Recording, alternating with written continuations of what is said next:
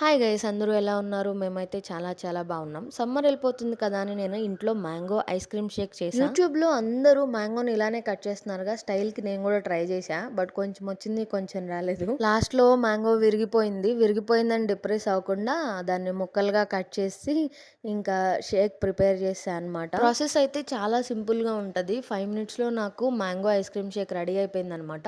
మ్యాంగోస్‌ని ఇలా ముక్కలుగా కట్ చేసుకొని జ్యూస్ జార్‌లో వేసుకొని కొంచెం మిల్క్, అలానే నేను 2 స్కూప్స్ ఐస్ క్రీమ్ ఏసుకున్నా అనమాట. ఇది వెనిలా ఐస్ క్రీమ్ తీసుకున్నా. సో, 2 వేసేసి మెత్తగా గ్రైండ్ చేసేసుకోవాలి. గ్రైండ్ చేసుకున్న తర్వాత మనకి జ్యూస్‌లా వస్తదనమాట. బేసిక్‌గా నేను ఐస్ క్రీమ్ యాడ్ చేయడం వలన అనుకుంటా, ఇది ఐస్ క్రీమ్ షేక్ కాస్త స్మూతీ అయిపోయింది.